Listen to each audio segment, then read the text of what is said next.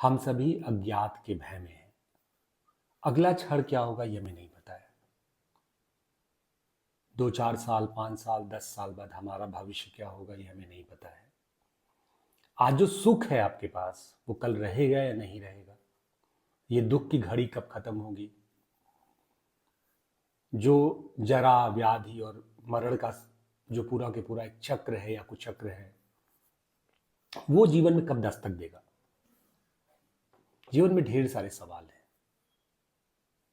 इसीलिए ज्योतिष विज्ञान या भविष्य विज्ञान सभी के लिए कौतूहल का विषय रहा है। हर एक व्यक्ति अपना हाथ, अपना भविष्य दिखलाना चाहता है। ढेर सारे रास्ते हैं, जिसको जो पसंद है। किसी को अंक विज्ञान पे ज़्यादा भरोसा है, किसी को समुद्र शास्त्र पे ज़्यादा भरोसा है। कुछ लोग ऐसे हैं जो दुनिया के दूसरे जो ज्योतिष विज्ञान के तमाम तरीके हैं उनमें उनकी आस्था है। बाबा वेंगा से लेके नास्ते दमस तक की चर्चा होती है, जो दुनिया के बारे में भविष्यवाणियां करते हैं। ज्योतिष एक ऐसा विषय है जिस पर सबसे अधिक द्वंद्व भी रहा है। द्वंद्व यानी सबसे अधिक विवादों में भी रहा है। बहुत से लोग ज्योतिष को खारिज करते हैं। बहुत से लोग ये मानते हैं कि ज्योतिष जैसा विषय असल में मनुष्य को मूर्ख बनाने के लिए है। अब एक बड़ा सवाल ये उठता है कि ये जो ज्योतिष है क्या उस पर विश्वास किया जाए।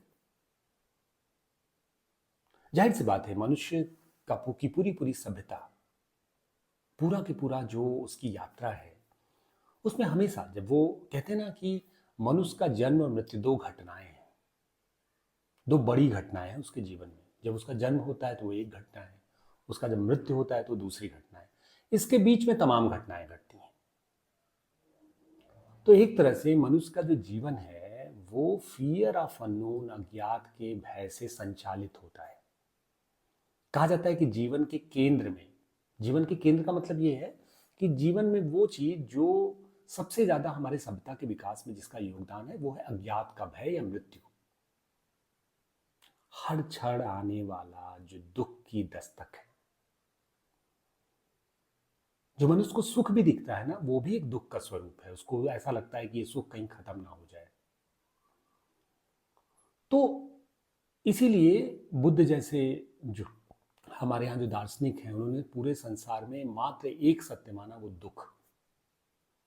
भारतीय दर्शन को दुखांत दर्शन भी बोलते हैं। इसीलिए बहुत से पश्चिम के विचारक मानते हैं जो भारतीय दार्शनिक परंपरा है उसमें दुख का बहुत महत्व है।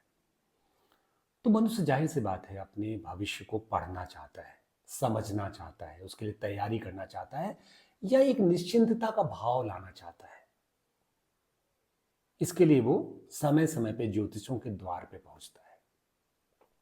अब सवाल ये है कि क्या ज्योतिष की जो भविष्यवाणियां हैं वो सत्य है। क्या ज्योतिष की जो कैलकुलेशन है क्या वो सच होते हैं। पूरी दुनिया में आप रोमन सभ्यता से लेके और कैथोलिक जो पूरा के पूरा जो है इतिहास है, आप कहीं पे भी जाएं आपको ज्योतिषों की एक पूरी की पूरी समृद्ध परंपरा मिलेगी। ये अलग बात है कि भारत ने ज्योतिष को एक अलग मुकाम पे पहुंचाया और भारतीय नक्षत्र विज्ञान और ज्योतिष जो है उसकी एक अलग तरह की पहचान रही है। कहा जाता है कि भारत से जो आज का ज्योतिष का जो तमाम फॉर्म दिखाई पड़ता है वो भारत के रास्ते ही दुनिया के तमाम हिस्सों में पहुंचा। लेकिन एक दूसरा सवाल है जो ज्यादा महत्वपूर्ण है। वो महत्वपूर्ण ये है कि जब हम ईश्वर की संकल्पना करते हैं, जब हम आत्मा की संकल्पना करते हैं, तो हमारी एक सामान्य धारणा ये है कि ईश्वर जो है वो सर्वशक्तिशाली है और आत्मा भी। आत्मा को कहा गया है कि वो तो सतचित आनंद है, वो तो स्वयं परमेश्वर का स्वरूप है।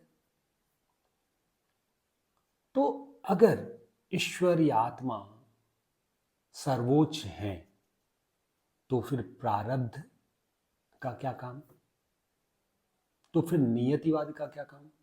सब कुछ अगर नियत से ही तय है कि अगला क्षण आपका क्या होगा, तो फिर जो स्वतंत्र संकल्प की ताकत है, जो एक तरह से जो पावर ऑफ फ्री विल है, स्वतंत्र इच्छा शक्ति की जो ताकत है, वो तो खत्म हो जाती है।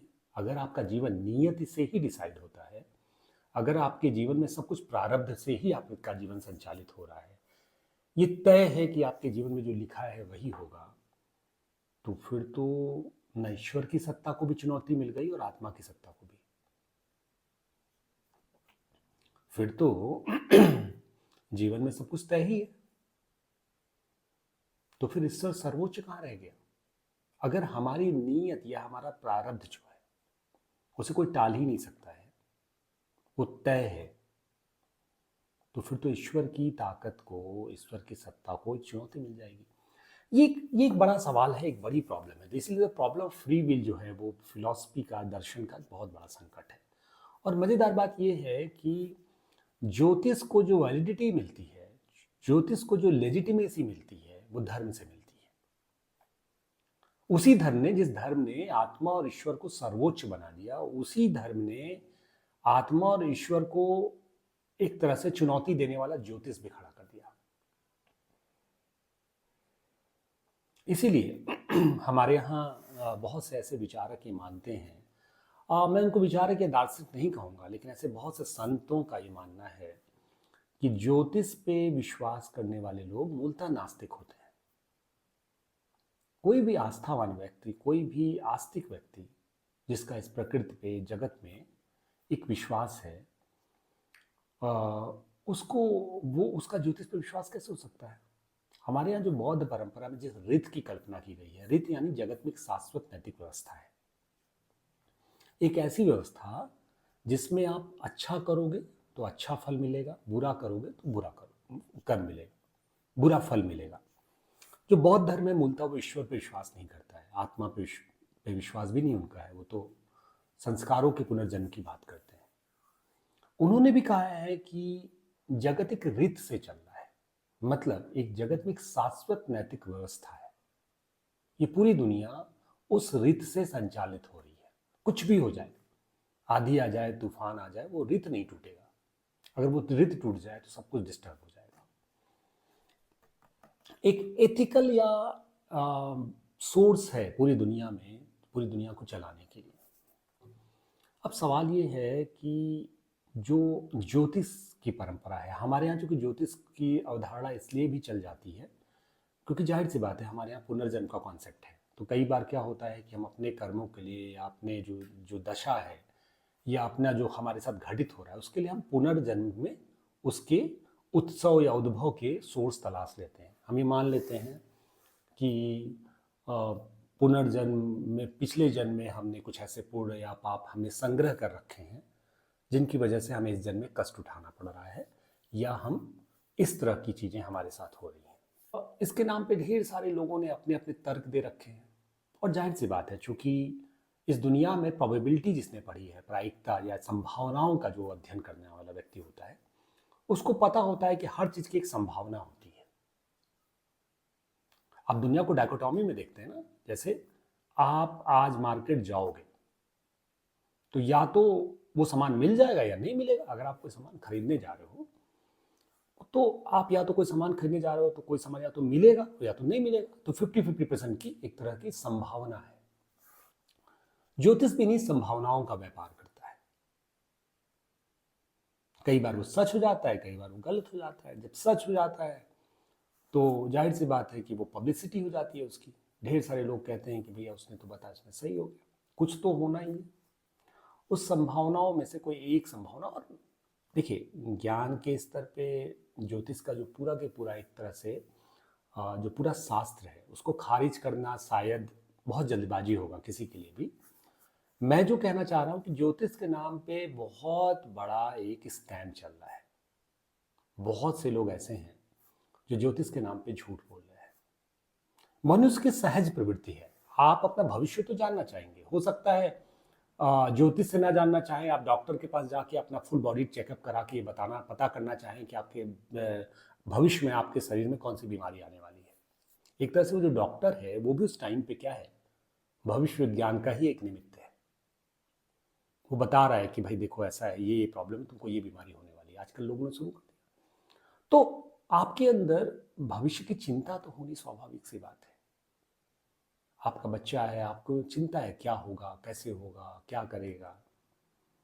मनुष्य मात्र की अपनी सीमाएं हैं। मनुष्य जो है वो इतनी सीमाओं से बंधा हुआ है कि वो भयभीत है हर तरफ, हर हर क्षण क्या हो जाए क्या ना हो जाए। लेकिन इस नाम पे, और जाहिर सी बात है जो मनुष्य की सहज प्रवृत्तियां हैं उन्हीं के नाम पे बड़े बड़े व्यापार चल रहे हैं। ये जो डर है, ये जो अज्ञात का भय है। एक पटना में एक बड़े प्रसिद्ध कवि हुआ, उनकी कविता मैंने सुनी उनको पढ़ते हुए। जाने क्या क्या डर है, घर के पीछे पूजा घर है। तो मनुष्य का ये जो डर है ना, ये जो अज्ञात का भय है, इसी के आधार पे पूरी दुनिया संचालित हो रही है। एक जो सहज आध्यात्म है, ईश्वर से प्रेम है, उसकी जगह पे ये जो डर होता है, ये भय होता है स्वाभाविक तौर पे। इसके लिए वो मंदिर, मस्जिद, मज़ार, पूजा घर, ज्योतिष विज्ञान, समुद्र शास्त्र, अंक ज्योतिष सारी बना लिया उसने। उसके नाम पे ढेर सारे व्यापारी निकल गए व्यापार करने, ढेर सारी संस्थाएं चल रही हैं। और इस पूरे के पूरे व्यापार के बीच में जो मनुष्य की आत्मा है वो लगातार ठगी जा रही है, लगातार उसको बेवकूफ बनाया जा रहा है। जब मैं ये बातें कहता हूं तो उसका मतलब मैं बिल्कुल नहीं है कि मैं अध्यात्म को खारिज कर रहा हूं। वो लोग जो बहुत जल्दबाजी में अध्यात्म को खारिज कर रहे होते हैं, धर्म को गाली दे रहे होते हैं, वो शायद थोड़ी जल्दबाजी में होते हैं। मनुष्य मात्र दैहिक जरूरतों का पिंड नहीं है। भूख, प्यास, सेक्स, भावना, वासना मात्र मनुष्य की जरूरत नहीं है। उसके जीवन में दूसरी चीजों की भी जरूरत है। जाहिर सी बात है, ये दुनिया अब तक खत्म हो गई होती अगर दूसरी चीजें नहीं होती तो। दूसरी प्यास भी बहुत गहरी है, उसको समझना, उसको एड्रेस करना इंपॉर्टेंट है, उसमें कहीं कोई बुराई नहीं है। लेकिन हमें ये समझना होगा कि ये जो अज्ञात का भय है, इसके नाम पे हम लगातार ठगे ना जाएं। इसलिए इंपॉर्टेंट बात यह है कि हमेशा आपको एक साक्षी भाव से कई बार चीज़ों को देखना होगा। आपके अगल बगल जो कुछ भी चल रहा है ना, उसको खारिज मत करो, उसको सत्य भी मत मानो, लेकिन उसको देखने की कोशिश करो थोड़ा उदासीन भाव से, थोड़ा न्यूट्रल होके, थोड़ा साक्षी भाव से। धीरे धीरे बहुत से रहस्य खुलने लगते हैं, धीरे धीरे बहुत सा सत्य उद्घाटित होने लगता है। आपके यहाँ जो ज्योतिष आया है वो अगर अपने जीवन में उसके वो इतना ही अगर चीज़ों के बारे में, आपके बारे में भविष्यवाणी कर रहा है, तो वो अपने घर हो रही घटनाएं, अपने अगल बगल हो रही घटनाओं के बारे में उसको पता होने के बाद वो इतना निश्चिंत कैसे हो सकता है? उसके साथ अचानक से ऐसी घटनाएं कैसे घट जाती हैं? और यकीन मानिए, अगर आपको कल का भविष्य पता चल जाए तो आप पागल हो जाएंगे। मनुष्य के जीवन में इतनी बेचैनी आ जाएगी कि वो रह ही नहीं पाएगा, पूरी दुनिया का सारा तंत्र ही गड़बड़ हो जाएगा। कल का भविष्य अगर आपको पता चल जाए, ये टाइम ट्रेवलिंग, जो टाइम ट्रेवल की जो पूरी अवधारणा है, इसमें सबसे बड़ा लोचा यही है। साइंटिस्ट भी कहते हैं कि जिस दिन पता चल जाएगा आप टाइम ट्रेवल कर पाएंगे, मान लीजिए कल आप जाके पता कर लें और आप शेयर मार्केट में आप डील करते हो और आप जाके पता कर लो कि कल अमुक शेयर का पैसा इतना बढ़ जाएगा और आज वो सस्ता है, फिर वापस आ जाओ इस टाइम ट्रेवलिंग करके और वो बैंक से लोन लेके वो वाला शेयर खरीद लो। कल पता चल जाए कि कोई शेयर आपका 50 गुना हो गया है एक साल बाद, आज वो शेयर खरीद लो बैंक से लोन लेके, तुमको तो पता ही है कि वो शेयर बढ़ जाएगा, 50 गुना हो जाएगा, हो गया अरबपति। तो पूरी दुनिया का सिस्टम गड़बड़ हो जाएगा। भविष्य जान लेने के बाद शायद आपका वर्तमान ही संकट में पड़ जाएगा। अगर आपको पता चल जाए कि भविष्य में क्या होना है तो आपका वर्तमान ही फंस जाएगा, वर्तमान ही संकट में आ जाएगा। इसलिए बहुत जरूरी है कि भविष्य के बारे में जो है वो आपकी जो समझ है वो थोड़ा सा उसमें आपको डाउट बना रहे। असल में होता क्या है कि जो अतीत को जानना है ना, अतीत आप इसीलिए बहुत विद्वान ये मानते हैं कि भविष्य से ज़्यादा इम्पोर्टेंट है अतीत को समझना, जो आपका बीता हुआ कल है, जो आप जानते हैं। उसको जान के वर्तमान को पहचानना और भविष्य की परिकल्पना। अतीत को जानना, वर्तमान को पहचानना और भविष्य की परिकल्पना, यही मनुष्य का सबसे बेस्ट रास्ता है, बेस्ट वे है। बहुत से पढ़े लिखे लोगों की बहुत जबरदस्त आस्था है ज्योतिष में। अच्छा, ज्योतिष का जो इतिहास है ना, वो दुनिया में इतना पुराना इतिहास है जिसके बारे में जब आप सोचते हैं तो आपका माथा बिल्कुल मतलब जिसको कहते हैं ना भन्ना जाना, अगर उसको बहुत देसी भाषा में बोले तो। सुमेर सभ्यता में हजारों साल पहले, 10,000 साल पहले, 15,000 साल पहले हड्डियों पे ज्योतिष के प्रमाण मिलते हैं, उस पे जो लिखा हुआ टेक्स्ट है। भारत में भी ज्योतिष की परंपरा बहुत पुरानी है और कहा जाता है कि भारत में जो गणित का विकास हुआ है वो ज्योतिष के कोख से ही गणित का जन्म हुआ है। जो 1 से लेके 9 तक के नंबर है, भारत में शून्य का भी आविष्कार हुआ, लेकिन आप देखिएगा जितने भी संस्कृत के जो लिंग्विस्टिक साइंस के जो लोग हैं वो बताते हैं कि 1 से 9 तक की जो संख्या होती है, उस संख्या का जो संस्कृत स्वरूप है पूरी दुनिया में वो वहीं से निकला हुआ है। जैसे हम अष्टम से 8 बना है, नवम से 9 बना है, सप्तम से 7 बना है, इसी तरह के दूसरे भी जो दुनिया के तमाम भाषाओं में। तो ज्योतिष के आज के इस पूरी की पूरी परिचर्चा में इतना ही। आप सभी देखते रहिए कोजागरी। कोजागरी को सब्सक्राइब करें और कोजागरी की इस यात्रा में सहयात्री बने। नमस्कार, धन्यवाद।